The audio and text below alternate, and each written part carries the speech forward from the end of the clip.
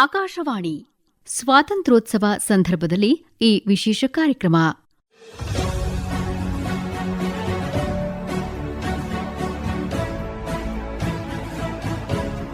ವಂದೇ ಮಾತರಂ 150ರ ಸಂಭ್ರಮ, ಆಕಾಶವಾಣಿಗೆ 90ರ ಸಂಭ್ರಮ.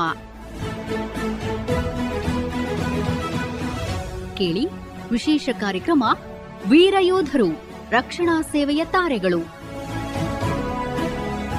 ಪರಿಕಲ್ಪನೆ ಹಾಗೂ ಪ್ರಸ್ತುತಿ ನೂತನ ಎಸ್ ಕದಂ.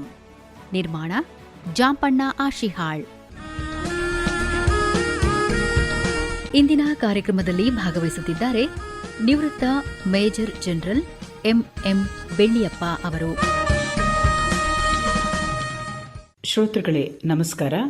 ಇವತ್ತಿನ ವೀರಯೋಧರು, ರಕ್ಷಣಾ ಸೇವೆಯ ತಾರೆಗಳು ಕಾರ್ಯಕ್ರಮಕ್ಕೆ ನಿಮಗೆಲ್ಲ ಆತ್ಮೀಯವಾದ ಸ್ವಾಗತ.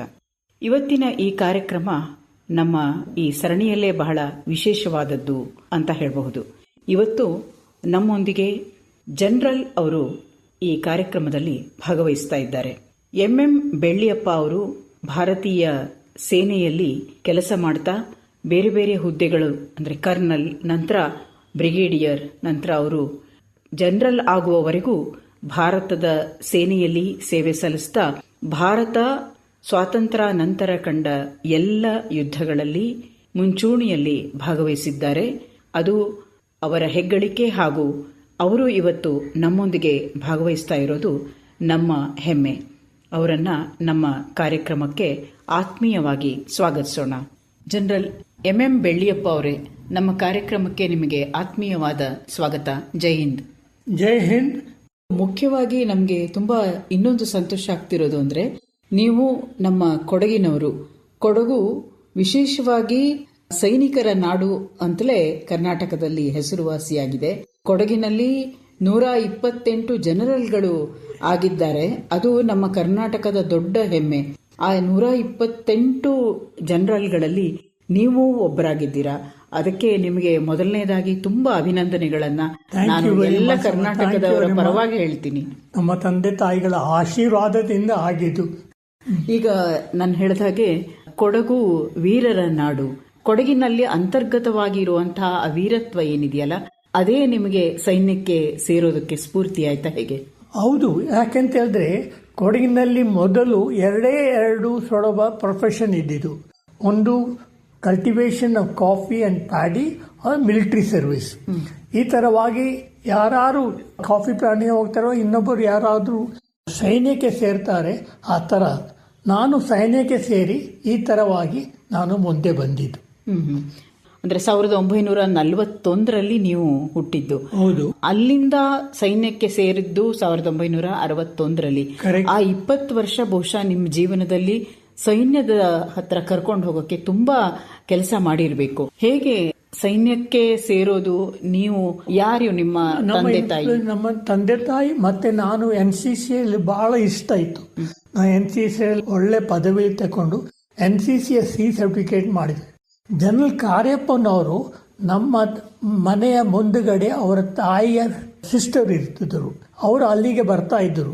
ಆ ತಾಯಿಯ ಸಿಸ್ಟರ್ ಕಿರುಮಕ್ಕಳು, ನಾನು ಒಂದೇ ಒಂದು ವಯಸ್ಸು, ನಾವು ಅಲ್ಲಿ ಆಟ ಆಡ್ತಿರ್ದು. ಅವರು ಬಂದು ನಮಗೆ ಶಬಾ ಅಂತ ನಮ್ಮ ಜೊತೆ ಜನರಲ್ ಕಾರ್ಯಪ್ಪ ಅವರು ಮಾತಾಡ್ತಾ ಇದ್ರು. ಅವರು ನಮ್ಗೆ ಹೇಳ್ತಾರೆ, ನೀವು ಮಿಲಿಟರಿಗೆ ಸೇರ್ಬೇಕು ಅಂತ ಅಲ್ಲ ಹೇಳ್ಬೇಕು, ಅದೊಂದು ಉದ್ದೇಶ ಮಾಡಬೇಕು ಅಂತ ಅವ್ರ ಕಾಲೇಜಿಗೆ ಬಂದು ಮಾತಾಡ್ತಾ ಇದ್ದರು. ಕಾಲೇಜಿಗೆ ದೇಶ ಸೇವೆ ಎಲ್ಲ ವಿಷಯ ಮಾತಾಡುವಾಗ, ಅವ್ರ ಮಿಲಿಟರಿಯಲ್ಲಿ ಹೇಗೆ ದೇಶ ಸೇವೆ ಮಾಡ್ತಾರೆ ಅದು ಮಾತಾಡುವಾಗ ನಮ್ಗೇನು ಕೂಡ ನಾನು ದೇಶ ಸೇವೆಗೋಸ್ಕರ ಮಿಲಿಟರಿಗೆ ಸೇರ್ಬೇಕು ಅಂತ ನನಗೆ ಒಂದು ಮನಸ್ಸಿಗೆ ಆಗಿತ್ತು. ಅದೇ ತರಕಾರ ಮಾಡಿದ್ದು. ನಾನು ಮಿಲಿಟರಿ ಸೇರಿದ ಮೇಲೆ ನಿಮ್ಗೊಂದು ಮಾತು ಹೇಳಬೇಕು. ನಾವು IMA ಪಾಸ್ ಔಟ್ ಆಗುವಾಗ ಇಂಡಿಯನ್ ಮಿಲಿಟರಿ ಅಕಾಡೆಮಿ ಸ್ಟಾರ್ಟ್ ಮಾಡಿದ್ದು ಜನರಲ್ ಚೆಟ್ವುಡ್. ಅವರು ಅಲ್ಲಿ ಒಂದು ದೊಡ್ಡ ಬೋರ್ಡ್ ಅಲ್ಲಿ ಬರೆದಿದ್ದಾರೆ, the safety, honour and welfare of your country comes first, always and every time. The safety, honor, welfare and comfort of the men under your command comes next, always and every time. Your own safety, your own welfare, your own comfort comes last always and every time. ಈ ಮಾತು golden letter ಬರೆದು ನಮ್ಮ ಹೃದಯದಲ್ಲಿ ಅದು impression ಆಗಿದೆ. ಈಗಲೂ ಕೂಡ ನನಗೆ ಅದೇ ಇಂಪ್ರೆಷನ್ನಲ್ಲಿ ನಾನು ದೇಶ ಸೇವೆ ಮಾಡಲಿಕ್ಕೆ, ಈವನ್ ನಮ್ಮ ಬೀದಿ ಗುಡಿಸ್ತಾರಲ್ಲ ಅವರು ದೇಶ ಸೇವೆ ಮಾಡ್ತಾರೆ. ಅವರ ಕಂಫರ್ಟ್ ವೆಲ್ಫೇರ್ ನಮ್ಮ ರೆಸ್ಪಾನ್ಸಿಬಿಲಿಟಿ. ನಮ್ಮ ಓನ್ ಕಂಫರ್ಟ್ ವೆಲ್ಫೇರ್ ನಮ್ದು ಲಾಸ್ಟ್. ಈ ನಮ್ದು ಒಂದು ಉದ್ದೇಶ ನಮಗೆ ಯಾವಾಗಲೂ ಇರ್ತದೆ. ನೀವು ಬಹಳ ಸಂತೋಷ. ಅಂದ್ರೆ ನೀವು ಕಾರ್ಯಪ್ಪ ಅವರನ್ನ ನೋಡಿಕೊಂಡು ಬೆಳೆದ್ರಿ, ಅದು ದೊಡ್ಡ ಸ್ಫೂರ್ತಿ ಖಂಡಿತ ಆಗೇ ಆಗುತ್ತೆ.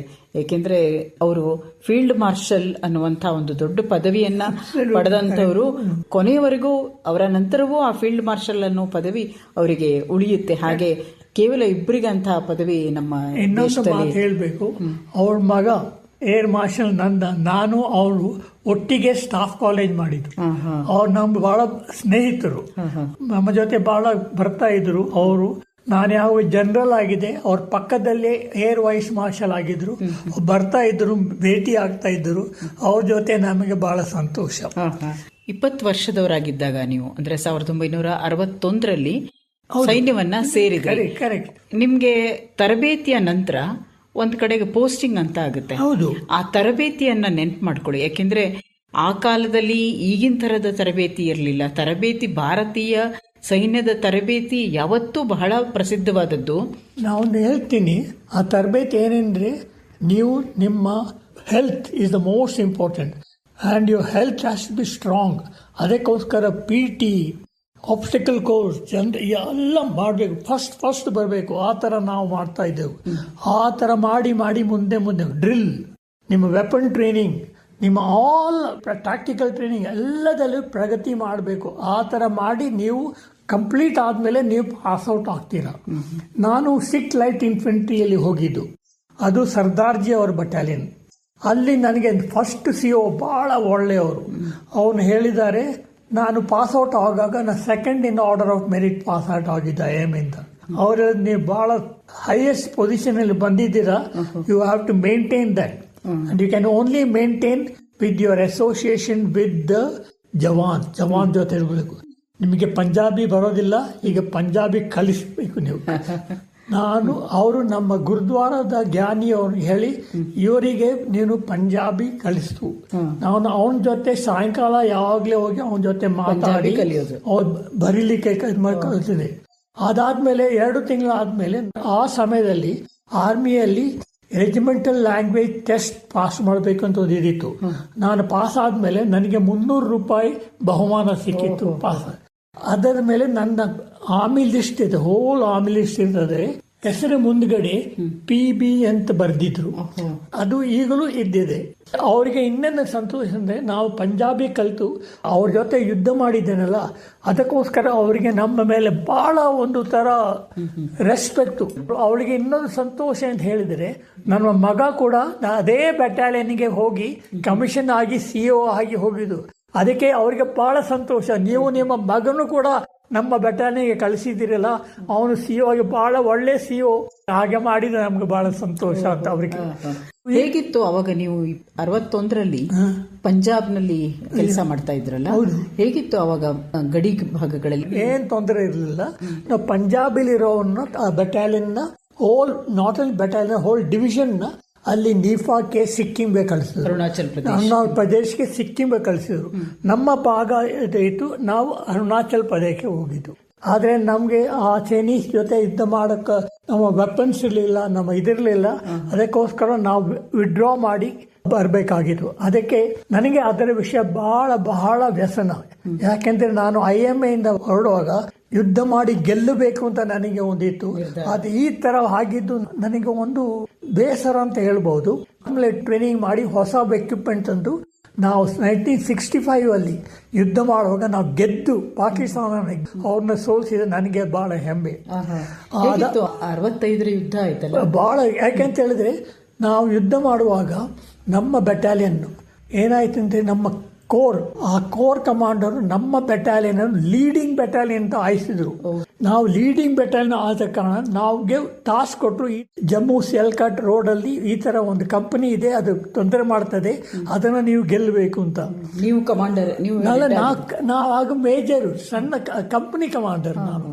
ಆಗ ನಾವು ಅಲ್ಲಿ ಹೋಗಿ ಅವ್ರನ್ನ ಸೋಲಿಸಿ ಗೆದ್ದುಬಿಟ್ಟು ನಾವು ಆ ಕಂಪನಿಯನ್ನು ಕ್ಯಾಪ್ಚರ್ ಮಾಡಿದ್ದು. ಅದಕ್ಕೆ ನಮ್ಗೆ ಅದೊಂದು ನನಗೆ ಹೆಮ್ಮೆ. ನಾನು ಆಗ ಅಡ್ಜುಟೆಂಟ್ ಆಗಿದ್ದೆ. ಫೈರಿಂಗ್ ಸಕ್ಸಸ್ ಸಿಗ್ನಲ್ ಕಳಿಸ್ತೇವೆ, red over green over red, ಅದನ್ನು ನಾನು ಫೈರ್ ಮಾಡಿದ್ದು ನನಗೆ ಒಂದು ಬಹಳ ಹೆಮ್ಮೆ. ದೇಶಕ್ಕೆ ನಾ ಈಗ ಮಾಡಿದ್ದೀನಲ್ಲ ಅಂತ ನನಗೊಂದು ಹೆಮ್ಮೆ. ಅದನ್ನ ನೋಡಿ ಬಹಳ ಸಂತೋಷ. ಆಮೇಲೆ ಅಲ್ಲಿಂದ ನಾವು ವಾಪಸ್ ಬಂದು ನಾವು ಯುನೈಟೆಡ್ ನೇಷನ್ಸ್ ಎಮರ್ಜೆನ್ಸಿ ಫೋರ್ಸ್ಗೆ ಸೆಲೆಕ್ಟ್ ಆಗಿ ನಮ್ಮ ಬೆಟಾಲಿಯನ್ ಹೋಲ್ ನಾವು ಗಾಜಾಕ್ಕೆ ಹೋಗಿ ಅಲ್ಲಿ ಇದ್ದು ಆ ಯುದ್ಧದಲ್ಲಿ ಎಷ್ಟು ಸಮಯ ಇದ್ರಿ? 1 ವರ್ಷ ನಾವು ಅಲ್ಲಿ ಇದ್ದು ಆ ಯುದ್ಧ ನೋಡಿ ಅವರ ನೋಡಿ ವಾಪಸ್ ಬಂದಿದ್ದು. ಅಲ್ಲಿ ನಿಮ್ಮ ಕೆಲಸ ಏನಿತ್ತು? ನಾವು ಅಡ್ಜುಟೆಂಟ್ ಆಫ್ ದ ಬೆಟಾಲಿಯನ್. ಆದ್ರೆ ಏನಾಯ್ತು, ಆ ಸಮಯದಲ್ಲಿ ನಾವೊಂದು 5-6 ಯಂಗ್ ಆಫೀಸರೇ ಇದ್ದಿದ್ದು. ಆಗ ಆ ಯುದ್ಧ ಆದ ಸಮಯದಲ್ಲಿ ನಮ್ಮ CO ಅವರು ಹೆಡ್ ಕ್ವಾರ್ಟರ್ಗೆ ಹೋಗಿ ಅವರಿಗೆ ಹೇಳಿದ್ರು, ಇದಕ್ಕೆ ಟರ್ಮಿನೇಟ್ ಆಯಿತು, ನೀವೀಗ ವಾಪಸ್ ಬರಬೇಕು. ಅವ್ರು ನನಗೆ ಟೆಲಿಫೋನ್ ಮಾಡಿದ್ರು, Beliappa, you go to these 2 forward lines and tell those boys to pack up. ಅವ್ರಿಗೆ ಪ್ಯಾಕಪ್ ಮಾಡಿ ಅವ್ರನ್ನ ವಾಪಸ್ ಬೆಟಾಲಿಯನ್ ಹೆಡ್ ಕ್ವಾರ್ಟರ್ಗೆ ಕರ್ಕೊಂಡು ಬನ್ನಿ. ನಾನು 4-5 ಗಾಡಿ, ಒಂದು ಜೀಪ್ ತಗೊಂಡು ಎಕ್ಸ್ಟ್ರೀಮ್ ರೈಟ್ ಕಂಪನಿ, ಅದಕ್ಕೆ ನಾವು ಆ ಸಮಯದಲ್ಲಿ ಆ ಕಂಪನಿಗಳಿಗೆ ನೇಮ್ ಕೊಟ್ಟಿದ್ವಿ. ಕಲ್ಕತ್ತಾ ಪೋಸ್ಟ್, ಚಂಡೀಗಢ ಪೋಸ್ಟ್, ಗಾಜಾದಲ್ಲಿ ಅಂಡ್ ಹಾಗೆ ಹೆಸರು ಕೊಟ್ಟಿದ್ದೆವು. ನಾವು ಚಂಡೀಗಢಿಗೆ ಪೋಸ್ಟ್ ಹೋಗಿ ಅವರಲ್ಲಿ ಸೆಕೆಂಡ್ ಲೆಫ್ಟಿನೆಂಟ್ಗೆ, ನೋಡಪ್ಪ ನಾ ಗಾಡಿ ತಂದಿದ್ದೇನೆ, ನೀನು ಪ್ಯಾಕ್ ಮಾಡಿ 20 ಕಿಲೋಮೀಟರ್ಸ್ ಬ್ಯಾಕ್ ನ ಬೆಟಾಲಿಯನ್ ಅಲ್ಲಿಗೆ ಹೋಗಿ ಎಲ್ಲರೂ. ನಾನು ಕ್ಯಾಲ್ಕಟಾ ಪೋಸ್ಟ್ಗೆ ಅವರಿಗೆ ರೆಡಿ ಆಗ್ಲಿಕ್ಕೆ ಹೇಳ್ತೇನೆ, ನೀವು ಹೋದ್ಮೇಲೆ ಆ ಗಾಡಿನ ಕ್ಯಾಲ್ಕಟಾ ಪೋಸ್ಟ್ಗೆ ಕಳಿಸಿದ್ರು. ನಾವು ಕ್ಯಾಲ್ಕಟಾ ಪೋಸ್ಟ್ ಹೋದಲ್ಲಿ ರೆಡಿ ಆಗ್ತಾ ಇರುವಾಗ ಇಸ್ರೇಲ್ದು ಒಂದು ಸ್ಕ್ವಾಡ್ರನ್ ನಮ್ಮ ಮೇಲೆ ಫೈರ್ ಮಾಡ್ತಾ ಇದ್ರು. ನಾವು ಫೈರ್ ಮಾಡ್ತಾ ಇಲ್ಲ, ನಾವು United nation piece keeping force, ಯಾಕೆ ಈಗ ಫೈರ್ ಮಾಡೋದು? ನಮ್ಮ 2 ಜನ flag, United nation flag is flying. ಸ್ವಲ್ಪ ಸಮಯ ನಿಂತ ನಂತರ ನಾನು ಟೆನ್ಷನ್ ಹೋಗಿ ಆ ಟ್ಯಾಂಕಲ್ಲಿ ಒಂದು ಫ್ಲಾಗ್ ಹಾಕ್ತಾ ಇದ್ದು. ಅದು ಗೊತ್ತು ನನಗೆ ಸ್ಕ್ವಾಡ್ರನ್ ಲೀಡರ್ ಫ್ಲಾಗ್ ಅಂತ. ನಾವು ಹತ್ರ ಹೋಗಿ ಅವನು ಕರೆದೆ, I should call the squadron ಲೀಡರ್ನ ಕರಿ ಅಂತ. ಸ್ಕ್ವಾಡ್ರನ್ ಲೀಡರ್ನ ಕರೆದು ನಾ ಹೇಳಿದೆ, ನೀ ಏನು ಮಾಡ್ತೀಯ? ನಾವು ಇಲ್ಲಿಂದ ಬೆಟಾಲಿಯನ್ ಹೆಡ್ ಕ್ವಾರ್ಟರ್, ಅದು ಡ್ಯಾರಲ್ ಬಾಲಾ ಅಂತ 20 ಕಿಲೋಮೀಟರ್ ದೂರ, ಅಲ್ಲಿಗೆ ಹೋಗ್ತಾ ಇದ್ದೇವೆ. ನಮ್ಗೆ ಐ ಡೋಂಟ್ ವಾಂಟ್ ಏನೂ ಅಡಚಣೆ ಬಾರದು, ನಾವು ಅಲ್ಲಿಗೆ ಪೀಸ್ ಕೀಪಿಂಗ್ ಫೋರ್ಸ್ ಹೋಗ್ತಾ ಇದ್ದೇವೆ, ನಮಗೆ ಅಶ್ಯೂರೆನ್ಸ್ ಕೊಡಿ, ನಾವು ಅಲ್ಲಿಗೆ without any problems. He spoke to some of his CEOs and others. He said, okay Major, you can take your boys and go. ಅವ್ರ ಅಶ್ಯೂರೆನ್ಸ್ ಕೊಟ್ಟರು. ಇದೆಲ್ಲ ನಂದು ಒಂದು ವಾರ್ ಟೈಮಲ್ಲಿ ಇದೆಲ್ಲ ನನಗೊಂದು ಪರಿಚಯ, ನನಗೊಂದು ಲೆಸನ್ಸ್ ಸಿಕ್ಕೋದು. ಹೌದು, ಅಂದ್ರೆ ಗಾಜಾದಂಥ ಇವತ್ತಿಗೂ ಕೂಡ ಬಹಳ ಪ್ರಕ್ಷುಬ್ಧವಾಗಿ ಯುದ್ಧ ನಡೀತಾನೆ ಇರುತ್ತೆ. ಅಲ್ಲಿ ಯಾವತ್ತೂ ಯುದ್ಧ ಅಂತ ನಿದ್ದೆ ಇಲ್ಲ. ಅಂಥದ್ರಲ್ಲಿ ನೀವು ಹೋಗಿ ಸ್ಕ್ವಾಡ್ರನ್ ಲೀಡರ್ಗೆ ಏನ್ ಮಾಡ್ತಿದ್ಯಾ ನೀನು ಅಂತ ಕೇಳೋದನ್ನ ನಾವ್ ಇವತ್ತು ಊಹಿಸ್ಕೊಳ್ಳೋದು ಆಗಲ್ಲ. ನಮ್ ಜವಾನ್ ಸರ್ ಹೋಗ್ಬೇಡಿ ನಾನು ಹೋಗ್ತೇನೆ, ಅವನಿಗೆ ಹೇಳ್ತೇನೆ. ಅಲ್ಲಿ ಹೋಗಿ ಹೇಳಿದ್ದು ಅದು ಒಂದು ನನಗೆ. ಹೌದು, ಅಂದ್ರೆ ಎಷ್ಟು ಧೈರ್ಯ ನೋಡಿ ನಿಮ್ಮ. ಬಹಳ ಆಶ್ಚರ್ಯ ಆಗುತ್ತೆ, ಏಕೆಂದ್ರೆ ಯುದ್ಧ ನಡೀತಿರುವಾಗ ಅಥವಾ ಅಲ್ಲಿಂದ ಟ್ಯಾಂಕ್ನಿಂದ ನಿಮ್ಗೆ ಬಂಬಾರ್ಡಿಂಗ್ ಆಗ್ತಿರುವಾಗ ನೀವು ಅದನ್ನ ಎದುರಿಸಿ ಹೋಗ್ತೀರಾ ಅಂತಂದ್ರೆ ಅವ್ರ ಟೆರಿಟರಿಗೆ ಹೋಗೋದೇ ಅವ್ರು ಯಾವಾಗ್ಲೂ ಶೂಟ್ ಮಾಡಬಹುದು. ಮತ್ತೆ ಆದ್ಮೇಲೆ ಬಂದು ನಾನು ಇನ್ಫೆಂಟ್ರಿ ಸ್ಕೂಲಲ್ಲಿ ಇನ್ಸ್ಟ್ರಕ್ಟರ್ ಆಗಿದೆ. ನಾನು ಎಲ್ಲ ಕೋರ್ಸ್ ಮಾಡಿದಲ್ಲಿ ನಾನು ಫಸ್ಟ್ ಬಂದಿದ್ದು. ಅದಕ್ಕೋಸ್ಕರ ಇನ್ಸ್ಟ್ರಕ್ಟರ್ ಆಗಿ ನಮಗೆ ರೆಕಮೆಂಡ್ ಮಾಡಿ ಇನ್ಫೆಂಟ್ರಿ ಸ್ಕೂಲಲ್ಲಿ ವೆಪನ್ ಟ್ರೈನಿಂಗ್ ಇನ್ಸ್ಟ್ರಕ್ಟರ್ ಆಗಿ ಹೋಗಿದ್ದು. ಅಲ್ಲಿ 2 ವರ್ಷ ನಾ ಇದ್ದು ನಾ ಟ್ರೈನಿಂಗ್ ಮಾಡಿ ಜವಾನ್ಸ್ಗೆ, ಆಫೀಸರ್ಸ್ಗೆ ಸಂತೋಷ ಕೊಟ್ಟು ನಾನು ಅಲ್ಲಿಂದ ಮಿಜೋ ಹಿಲ್ಸ್ಗೆ ಹೋದೆ. ಆ ಸಮಯದಲ್ಲಿ ಮಿಜೋ ಹಿಲ್ಸ್ ಅಲ್ಲಿ ಇನ್ಸರ್ಜೆನ್ಸಿ ಸ್ಟಾರ್ಟ್ ಆಗಿತ್ತು. ಅವರು ಭಾಳ ತೊಂದರೆ ಕೊಡ್ತಿದ್ರು. ನಮ್ಮ ಬೆಟಾಲಿಯನ್ ಹೋಗಿ ಅಲ್ಲಿ ಸುಮಾರು ಇನ್ಸರ್ಜೆನ್ಸಿನ ಕ್ಯಾಪ್ಚರ್ ಮಾಡಿ ಆಯಿತು. ಅದಾದಮೇಲೆ ನಾವು ಅಲ್ಲಿಂದ ನೀಫಾಕ್ಕೆ ಬಂದು, ನೀಫಾದಲ್ಲಿ ನಾನು 1.5 ವರ್ಷ ಇದ್ದು ನಾನು ಸ್ಟಾಫ್ ಕಾಲೇಜಿಗೆ ಸೆಲೆಕ್ಟ್ ಆಗಿ ವೆಲ್ಲಿಂಗ್ಟನ್ಗೆ ಬಂದೆ. ಸ್ಟಾಫ್ ಕಾಲೇಜಲ್ಲಿ 1 ವರ್ಷ ಇದ್ಮೇಲೆ ನಾನು ಸ್ಟಾಫ್ ಆಫೀಸರ್ ಆಗಿ ನಮಗೆ ಜಾಮ್ನಗರ್ ಗುಜರಾತಲ್ಲಿ ಪೋಸ್ಟಿಂಗ್ ಆಯಿತು. ಅಲ್ಲಿಂದ ನಾನು ಬಂದುಬಿಟ್ಟು ನಮ್ಮ ಬೆಂಗಳೂರಲ್ಲಿ CMP ಸೆಂಟರಲ್ಲಿ ಸ್ವಲ್ಪ ಸಮಯ ಇದ್ದು ನಾನು ವಾಪಸ್ ನಮ್ಮ ಬೆಟಾಲಿಯನ್ಗೆ ಹೋದೆ. ಕಾರ್ಗಿಲ್ಲಲ್ಲಿ ನಾನು ಬೆಟಾಲಿಯನ್ನ ಕಮಾಂಡ್ ಮಾಡಿದೆ. ಅಲ್ಲಿ ಬಹಳ ಸಂತೋಷದಿಂದ ಕಮಾಂಡ್ ಮಾಡಿ ನಮ್ಮ ಸೀನಿಯರ್ಸು, ಬ್ರಿಗೇಡಿಯರ್ ಜನರಲ್ ನಮ್ಮ ಕಮಾಂಡ್ನ ಬಹಳ ಪ್ರಶಂಸೆ ಮಾಡಿ ಆದಮೇಲೆ ನಾವು ಬ್ರಿಗೇಡಿಯರ್ ಆಗಿ ಪೋಸ್ಟಿಂಗ್ ಆದೆ. ನನಗೆ ಏನು ಸಂತೋಷ ಅಂತ ಹೇಳಿದ್ರೆ, ನಾನು ಬ್ರಿಗೇಡಿಯರ್ ಆಗಿ ಅದೇ ಜಾಗಕ್ಕೆ ಹೋದೆ ಯಾವಾಗ ನಾನು 1965 ವಾರಲ್ಲಿ ಕ್ಯಾಪ್ಚರ್ ಮಾಡಿದ್ದು. ಅದೇ ಬ್ರಿಗೇಡಲ್ಲಿ ನಾನು ಬ್ರಿಗೇಡ್ ಕಮಾಂಡರ್ ಆಗಿ ಹೋಗಿ ನಾನು ಆ ಬ್ರಿಗೇಡ್ನ ಕಮಾಂಡ್ ಮಾಡಿದ್ದು ನನಗೊಂದು ದೇವ್ರದ್ದು ಕೊಟ್ಟ ಒಂದು ವರದಾನ. ಅಂದ್ರೆ ಒಂಥರ ಫುಲ್ ಸರ್ಕಲ್ ಹಾಗೆ. ಮೊದಲೇ ನೀವು ಅಲ್ಲಿ ಆ ಬ್ರಿಗೇಡ್ ನಲ್ಲಿ ಇದ್ರಿ, ನೀವು ಅಷ್ಟೇ ಒಬ್ಬ ಮೇಜರ್ ಆಗಿ ಹೋಗಿದ್ರಿ. ಆದ್ರೆ ಈಗ ಆ ಬ್ರಿಗೇಡ್ ಅನ್ನ ಕಮಾಂಡ್ ಮಾಡೋದು ಅಂದ್ರೆ ನೀವು ಕಮಾಂಡ್ ತಗೊಂಡಿದ್ರಿ, ಈಗ ನೀವೇ ಕಮಾಂಡ್ ಮಾಡೋ ಸ್ಥಿತಿಗೆ ಏರಿದ್ರಿ ಅಂತ. ನಾ ಇನ್ನೊಂದು ಮಾತು ಹೇಳ್ತೀನಿ. ನಾನು ಬ್ರಿಗೇಡಿಯರ್ ಆದ್ಮೇಲೆ ನಾನು ಬಾಂಗ್ಲಾದೇಶಿಗೆ ಮಿಲಿಟರಿ ಅಂಬಾಸಿಡರ್, ಮಿಲಿಟರಿ ಅಟ್ಯಾಚ್ ಆಗಿ ಹೋಗಿದ್ದೇನೆ. ಅಲ್ಲಿಂದ ಬಾಂಗ್ಲಾದೇಶ ಬಂದ ಮೇಲೆ ನಮ್ಮ ಕೋಟಾದಲ್ಲಿ ಜನರಲ್ ಆಗಿದ್ದೇನೆ. ಕೋಟಾದಲ್ಲಿ ನಮ್ಮ ರಾಜಸ್ಥಾನದ ಬಾರ್ಡರ್ ಅಲ್ಲಿ ನಮಗೆ ಬ್ರಿಗೇಡಿಯರ್ ಇದಾಯ್ತು. ಅಲ್ಲಿ ಬಾರ್ಡರ್ಗೆ ಹೋಗ್ತಾ ಇದ್ದೇನೆ ನೋಡ್ಲಿಕ್ಕೆ ಹೇಗೆ ಇದ್ದಾರೆ, ಹೇಗೆ ಮಾಡ್ತಾ ಇದ್ದಾರೆ ಅಂತೆಲ್ಲ. ಅಲ್ಲಿ ರಾಜಸ್ಥಾನದಲ್ಲಿ ಬಹಳ ಸಂತೋಷದ ಸಮಯ ಸಿಕ್ತು. ನಾವು ಅದಾದ್ಮೇಲೆ ನನ್ನನ್ನು ಇನ್ಫೆಂಟ್ರಿ ಸ್ಕೂಲಲ್ಲಿ ಚೀಫ್ ಇನ್ಸ್ಟ್ರಕ್ಟರ್ ಪೋಸ್ಟಿಂಗ್ ಮಾಡಿ ಮಾಹು ಅಂತೇಳಿ ಮಧ್ಯಪ್ರದೇಶ್. ಅದು ಬರೀ ಮಿಲಿಟರಿ ಸ್ಟೇಷನ್. ಅಲ್ಲಿ infantry school, signal school, military training area. ನಾವು ಅಲ್ಲಿ ಚೀಫ್ ಇನ್ಸ್ಟ್ರಕ್ಟರ್ ಆಗಿದ್ದು. ಅಲ್ಲಿಂದ ರಿಟೈರ್ ಆಗಿ ನಾವು ಬೆಂಗಳೂರಿಗೆ ಬಂದಿವಿ 1990ಯಲ್ಲಿ. ಆಗ ನನಗೆ ನಮ್ಮ ಸರ್ವಿಸಿಂದಲೇ ಮಾಡಿದ್ದಕ್ಕೆ ನನಗೆ ಬಹಳ ಒಂದು ಥರ ಸಂತೋಷ, ಹೆಮ್ಮೆ. ನಾನು ಈ ಸರ್ವಿಸ್ ಮಾಡಿದ್ದೀನಲ್ಲ. ನೀವು ಬ್ರಿಗೇಡಿಯರ್ ಆಗಿದ್ದವರು ಜನರಲ್ ಆದ್ರಲ್ಲ, ಎಲ್ಲಿ ಜನರಲ್ ಆಗಿ ಇದ್ದಿದ್ದು, ಮತ್ತೆ ಭಾರತದ ಸೇನೆಯಲ್ಲಿ ಜನರಲ್ ಆಗುವಂತಹ ಒಂದು ದೊಡ್ಡ ಅವಕಾಶ ನಿಮ್ಮ ಅವಧಿಯಲ್ಲಿ ಸಿಕ್ತಲ್ಲ? ಯಾಕೆಂತೇಳಿ ನಾನು ಬ್ರಿಗೇಡಿಯರ್ ಆದಮೇಲೆ ನಾನು ಬಾಂಗ್ಲಾದೇಶಕ್ಕೆ ಹೋಗಿ ಅಲ್ಲಿ ಬಂದ ಮೇಲೆ ನನ್ನ ಇಮಿಡಿಯೇಟ್ಲಿ ಆಗಿ ನನಗೆ ರಾಜಸ್ಥಾನದಲ್ಲಿ 18 ಡ್ಯೂ ಅದರಲ್ಲಿ ನನಗೆ ಜನರಲ್ ಆಗಿ ಪೋಸ್ಟ್ ಮಾಡಿದ್ರು. ಆಕ್ಚುಲಿ ನಾನು ಲೇಟ್ ಆಗಿ ಬಂದೆ. ಯಾಕೆಂತ ಹೇಳಿದ್ರೆ ಬಾಂಗ್ಲಾದೇಶದಲ್ಲಿ ನಾವು ಮಾಡಿದ ಕೆಲಸ, ಬಾಂಗ್ಲಾದೇಶದ ಗವರ್ಮೆಂಟ್, ಬಾಂಗ್ಲಾದೇಶ ಸೇನಾಧಿಕಾರಿಗಳು ಬಹಳ ಸಂತೋಷಪಟ್ಟು ನನಗೆ ಅಲ್ಲೇ ಇರಬೇಕು. ಗವರ್ಮೆಂಟ್ ಆಫ್ ಇಂಡಿಯಾಗೆ ಹೇಳಿ ನನಗೆ 1.5 ವರ್ಷ ನಮ್ಮನ್ನ ಅಲ್ಲೇ ಇತ್ತು, ಬಾಂಗ್ಲಾದೇಶ ಅಲ್ಲೇ ಇವ್ರು ಇತ್ತ ಒಳ್ಳೆ ಅವರು, ನಮ್ಮಲ್ಲಿ ಇವ್ರು ಇರಲೇಬೇಕು. ಯಾಕೆಂತ ಹೇಳಿದ್ರೆ ಅವರ ಟ್ರೈನಿಂಗ್ ಕಿಲಿ ಮೊದಲು ನಾವು ಹೋಗೋ ಮುಂಚೆ ಒಂದು 20-21 ಜನ ಬರ್ತಾ ಇದ್ರು ಟ್ರೈನಿಂಗ್ ಇಂಡಿಯಾಕ್ಕೆ. ನಾ ಹೋದ್ಮೇಲೆ 118 ಆಫ್ ದ ಜೇಷರ್ಸ್ ಬಂದು ಟ್ರೈನಿಂಗ್ ಮಾಡಿದ್ರು. ನೀವು ಬಹಳ ಅಪರೂಪವಾದ ಸೇವೆಯನ್ನ ಭಾರತೀಯ ಸೇನೆಗೆ ಮೇಜರ್ ಆಗಿ ಸೇರ್ಕೊಂಡವರು, ಬೇರೆ ಬೇರೆ ಹುದ್ದೆಗಳನ್ನ ಏರ್ತಾ ನಂತರ ಭಾರತದ ಹೊರಗೆ ಬಾಂಗ್ಲಾದೇಶ ಆಗಿರಬಹುದು ಅಥವಾ ಶ್ರೀಲಂಕಾ ಆಗಿರಬಹುದು, ಗಾಜಾ ಅಂತ ಹೇಳಿದ್ರಿ, ಹೀಗೆ ತುಂಬಾ ಕಡೆಗಳಲ್ಲಿ ಸೇವೆ ಮಾಡುವಂತ, ಭಾರತವನ್ನ ಪ್ರತಿನಿಧಿಸುವಂತ ಅವಕಾಶ ನಿಮಗೆ ಸಿಕ್ತು. ಒಬ್ಬ ಜೀವ ಅವಧಿಯಲ್ಲಿ ಒಬ್ಬ ಸೈನಿಕನಿಗೆ ಎಷ್ಟು ಅವಕಾಶಗಳು ಸಿಗಬಹುದು, ಅದೆಲ್ಲ ಅವಕಾಶಗಳು ನಿಮಗೆ ಸಿಕ್ತು ಅಂತ ನನಗೆ ನಿಮ್ಮ ಅನುಭವವನ್ನು ಕೇಳಿದಾಗ ಅನಿಸುತ್ತೆ. ಆದರೆ ನಾವು ಹೇಳ್ಬೇಕು, ಅದು ನಮ್ಮ ದೇವರ ನನ್ನ ಮೇಲೆ ಹಣೆ ಬರೆದಿದ್ದ ಕಾರಣ ಬಂದಿದ್ದು. ನಮ್ಮ ತಂದೆ ತಾಯಿಯನ್ನು ಹೇಳಿದಾಗೆ ತಂದೆ ತಾಯಿ ಇಗುತ್ತಪ್ಪ ಕಾವೇರಮ್ಮರ ಆಶೀರ್ವಾದದಿಂದ ಆಗಿದ್ದು. ಆದ್ರೆ ಎಲ್ಲೆಲ್ಲಿ ಹೋಗಿದ್ದು ಅಲ್ಲಿ ನಾನು ಕೆಲಸ ಸರಿಯಾಗಿ ಮಾಡಿ ಬಂದಿರಿ. ನೀವೀಗ ಈ ತರ ಬೇರೆ ಬೇರೆ ಸೇವೆಗಳಲ್ಲಿ ಬೇರೆ ಬೇರೆ ಕಡೆಗಳಿಗೆ ಹೋಗುವಾಗ ಸಹಜವಾಗಿ ಭಾರತೀಯ ರಕ್ಷಣಾ ವ್ಯವಸ್ಥೆಯಲ್ಲಿ ಯಾವುದೇ ಆಗಿರಬಹುದು, ಅವರಿಗೆ ಪದಕಗಳನ್ನ, ಪಾರಿತೋಷಿಕಗಳನ್ನ, ಬಹುಮಾನಗಳನ್ನ ಕೊಡ್ತಾರೆ. ಹಾಗೆ ನಿಮ್ಗೆ ವಿಶಿಷ್ಟ ಸೇವಾ ಮೆಡಲ್ ಮತ್ತೆ ಅತಿ ವಿಶಿಷ್ಟ ಸೇವಾ ಮೆಡಲ್ ಕೂಡ ನಿಮ್ಗೆ ಸಿಕ್ಕಿದೆ. ಅದರ ಬಗ್ಗೆ ಹೇಳಿ. ವಿಶಿಷ್ಟ ಸೇವಾ ಮೆಡಲ್ ನನಗೆ IPKF ಆಫ್ ಶ್ರೀಲಂಕಾ ಕೊಟ್ಟಿತ್ತು. ಒಂದು ಮಾತು ಹೇಳಬೇಕಾಗಿತ್ತು. ನಾವು ಶ್ರೀಲಂಕಾ ಆಪರೇಷನ್ ನಿಲ್ಲಿಸಿಬಿಟ್ರು. ನಮ್ಮ ಹೋಲ್ ಡಿವಿಷನ್ ಅಲ್ಲಿ ಇತ್ತು, ಅದನ್ನೆಲ್ಲ ವಾಪಸ್ ಕಳಿಸಿದ್ರು. ಒಂದೇ ಒಂದು ಬ್ರಿಗೇಡ್ ಅಲ್ಲಿ ಇದ್ದಿದ್ದು. ಆಗ ನಾವು ಹೋಗುವಾಗ ಪುನಃ ಪ್ರಭಾಕರನ್ ಸ್ಟಾರ್ಟ್ ಮಾಡ್ಬಿಟ್ಟ ಗಲಾಟೆ. ಆಗ ಇಲ್ಲಿ ಅಮ್ಮಿ ಎಟ್ಕೊಂಡು ಹೇಳಿದ್ರು, ಇಲ್ಲ ನಾವು ಪುನಃ ಹೋಗ್ಬೇಕು ಅಂತ ಹೇಳಿದ್ರು. ಆದ್ರೆ ಏನಾಯ್ತು ಅಂತ ಹೇಳಿದ್ರೆ, ನಾವು ವಾಪಸ್ ಬರುವಾಗ ನಮ್ಮ ಎಮ್ಯುನಿಷನ್ ಎಲ್ಲ ತಂದುಬಿಟ್ಟೆ ವಾಪಸ್. ನಾನು ಮತ್ತೆ ಆರ್ಮಿ ಅಟ್ಕೊಂಡು ಹೇಳಿ ಇರುವ ಸಮಯಕ್ಕೆ ಎಷ್ಟು ಎಮ್ಯುನಿಷನ್ ಬೇಕು ಅಂತ ನಾನು ಡಿಮಾಂಡ್ ಮಾಡಿದೆ. ಇಷ್ಟು ಬೇಕೇ ಬೇಕು. ನನಗೆ ಏರ್ಫೋರ್ಸ್ ಜೊತೆ ಬಹಳ ಸ್ನೇಹಿತರಾಗಿದ್ದರು, ನೇವಿ ಜೊತೆ ಸ್ನೇಹಿತರಾಗಿದ್ದರು. ನಾನು ಅವರ ಜೊತೆ ಮಾತಾಡಿ ಈ ಎಮ್ಯುನಿಷನ್ ಎಲ್ಲ ನಾನು ಏರ್ಫೋರ್ಸ್ ಮತ್ತೆ ನೇವಿ ಸಹಿತ ಕಳಿಸಿದೆ ಶ್ರೀಲಂಕಾಕ್ಕೆ. ಅದನ್ನು ನಮ್ಮ ಜನರಲ್ ಸುಂದರ್ಜಿ ಅವ್ರ ಚೀಫ್ ಆಫ್ ಆರ್ಮಿ ಸ್ಟಾಫ್ ಆಗಿದ್ರು, ಅವ್ರ ಜೊತೆ ನಾನು ಭಾಳ ಕೆಲಸ ಮಾಡಿದ್ದೇನೆ. ಅವರು ಬ್ಯಾಂಗ್ಳೂರ್ ಅವರು. ಅದಕ್ಕೋಸ್ಕರ ನನಗೆ VSM ಕೊಟ್ಟಿದ್ದು, ವಿಶಿಷ್ಟ ಸೇವಾ ಮೆಡಲ್.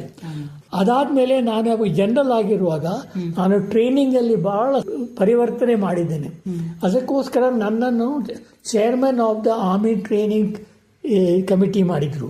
ಆ ಕಮಿಟಿ ಪ್ರಕಾರ ನಾನು ಆಗ ಏನಾಯ್ತು ಅಂತ ಹೇಳಿದ್ರೆ, ಆರ್ಮಿಯಲ್ಲಿ ಬೇರೆ ಬೇರೆ ಜಾಗದಲ್ಲಿ ಟ್ರೈನಿಂಗಲ್ಲಿ ತುಂಬ instructors ASL PT, CMP central PT, MEGL PT ಮತ್ತು ಪ್ಯಾರಾಸೆಂಟ್ರಲ್ PT, ನಾ ಹೇಳಿದ್ದೆ ಒಂದೇ ಸೆಂಟ್ರಲಲ್ಲಿ ಇಷ್ಟು ಜನ ಇರುವಾಗ ಒಂದೇ ಸೆಂಟ್ರಲ್ಲಿ PT ಟ್ರೈನಿಂಗ್ ಮಾಡಿ, ಒಂದೇ ಸೆಂಟ್ರದಲ್ಲಿ ವೆಪನ್ ಟ್ರೈನಿಂಗ್ ಮಾಡಿ. ಅದಕ್ಕೋಸ್ಕರ ಹೀಗೆ ಮಾಡಿ ನಾನು ರೆಕಮೆಂಡ್ ಮಾಡಿದ ಕಾರಣ ನನ್ನ ಈ ವಿಷಯನ ಕೇಳಿ ನಾ ಬ್ರೀಫಿಂಗ್ ಅನ್ಕೊಂಡು ಇವನು ಭಾಳ ಕರೆಕ್ಟಾಗಿ ಇವನು ಇದು ಮಾಡಿದ್ದಾನೆ, ನಮ್ಮ ಫೈಟಿಂಗ್ ಸ್ಟ್ರೆಂತ್ನ ಜಾಸ್ತಿ ಮಾಡಲಿಕ್ಕೆ ಇವನು ಸಹಾಯ ಮಾಡಿದ್ದಾನೆ. ಅದಕ್ಕೋಸ್ಕರ ನನಗೆ VBSM. ಜನರಲ್ MM ಬೆಳ್ಳಿಯಪ್ಪ ಅವರೇ, ನಾವು ಇನ್ನೂ ಹೆಚ್ಚು ವಿಷಯವನ್ನ ನಿಮ್ಮೊಂದಿಗೆ ಮಾತನಾಡ್ತಾ ತಿಳಿದುಕೊಳ್ಬೇಕು. ಮುಂದಿನ ವಾರ ಇದೇ ಹೊತ್ತಿಗೆ ಇನ್ನಷ್ಟು ವಿವರಗಳನ್ನ ನಮ್ಮ ಶ್ರೋತೃಗಳೊಂದಿಗೆ ಹಂಚಿಕೊಳ್ಳೋಣ. ಮುಂದಿನ ಕಾರ್ಯಕ್ರಮದಲ್ಲಿ ಬರುವ ಶುಕ್ರವಾರ ಭೇಟಿಯಾಗೋಣ. ಜೈ ಹಿಂದ್ ಸರ್. ಜೈ ಹಿಂದ್. ಸ್ವಾತಂತ್ರ್ಯೋತ್ಸವ ಸಂದರ್ಭದಲ್ಲಿ ಈ ವಿಶೇಷ ಕಾರ್ಯಕ್ರಮ.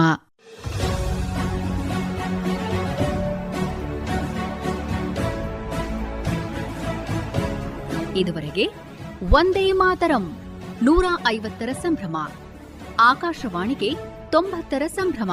ಈ ಸಂದರ್ಭದಲ್ಲಿ ವೀರಯೋಧರು, ರಕ್ಷಣಾ ಸೇವೆಯ ತಾರೆಗಳು ವಿಶೇಷ ಕಾರ್ಯಕ್ರಮ ಕೇಳಿದಿರಿ. ಕಾರ್ಯಕ್ರಮದಲ್ಲಿ ಭಾಗವಹಿಸಿದ್ದವರು ನಿವೃತ್ತ ಮೇಜರ್ ಜನರಲ್ MM ಬೆಳ್ಳಿಯಪ್ಪ ಅವರು. ಪರಿಕಲ್ಪನೆ ಹಾಗೂ ಪ್ರಸ್ತುತಿ ನೂತನ S ಕದಂ. ನಿರ್ಮಾಣ ಜಾಂಪಣ್ಣ ಆಶಿಹಾಳ್. ಸಂಕಲನ ಧನರಾಜ್ SB. ಇದು ಆಕಾಶವಾಣಿ ಬೆಂಗಳೂರು ಕೇಂದ್ರದ ಕೊಡುಗೆ.